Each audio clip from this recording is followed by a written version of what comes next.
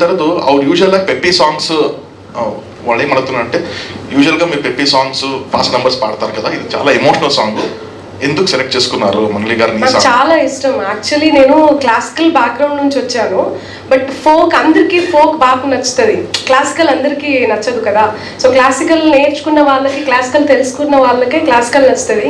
So అందుకని నేను folk ఎక్కువ పాడేదాన్ని. దాన్ని బట్టి నాకు ఈ peppy songs, fast number songs వచ్చేవి. బట్ ఇలా డీమాన్ సార్ లాగా కంపోజిషన్ అంటే కంపోజింగ్ చేయాలి అంటే చాలా కష్టం, అసలు ఎక్కడ కూడా చేయలేదు. సో అందుకని నాకు చాలా మంచిగా అనిపించి, మెలడీ కదా, ఎమోషనల్, నాకు చాలా ఇష్టం ఇలాంటి సాంగ్స్ పాడడం. అండ్ సో అందుకనే పాడాను. ಕ್ಲಾಸಿಕಲ್ ಸಾಂಗ್ಸ್ కానీ ಮೆಲಡಿ ಸಾಂಗ್ಸ್ కానీ ಪಾಡೋದು నాకు చాలా ಇಷ್ಟ. ನಮಗೂ ಅದು ಇದನ್ನ ತುಂಬಾ ಸಾಫ್ಟ್ವೇರ್ ಟೋನ್ ಬೇಕಾದ್ರೆ ಹೋಗ್ಬೋದಾಗಿತ್ತು.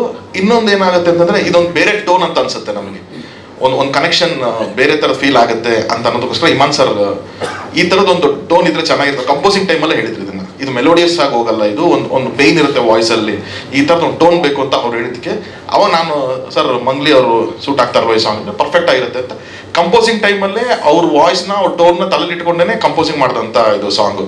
ಸೊ ಅವ್ರು ಯಾವಾಗ ಅವ್ರ ಡೇಟಿಗೆ ವೆಯ್ಟ್ ಮಾಡಿನೇ ನಾವು ಸಾಂಗ್ ರೆಕಾರ್ಡ್ ಮಾಡ್ಕೊಂಡಿದ್ದೀವಿ ಇದನ್ನು. ಸೊ ಹಾಗಾಗಿ ನಮ್ಗೆ ಇದ್ದಿದ್ದೇನೆಂದ್ರೆ ಇಂಟೆನ್ಷನ್ ನನಗೇನಂದ್ರೆ, ಓಕೆ ನಮ್ಮ ಫಿಲಮಲ್ಲೂ ಸಾಂಗ್ಸ್ ಕಂಟಿನ್ಯೂ ಆಗಿ ಹಿಟ್ ಆಗಿದೆ.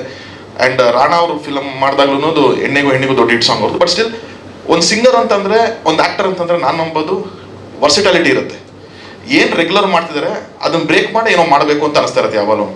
ಸೊ ಆ ನಿಟ್ಟಿನಲ್ಲಿ ನನಗೆ ಇದೊಂದು ರೆಗ್ಯುಲರ್ ಪ್ಯಾಟರ್ನ್ ಬ್ರೇಕ್ ಮಾಡಿ ಟ್ರೈ ಮಾಡಬೇಕು ಅಂತಲೇ ತೊಗೊಂಡಿದ್ದ ಚಾನ್ಸ್.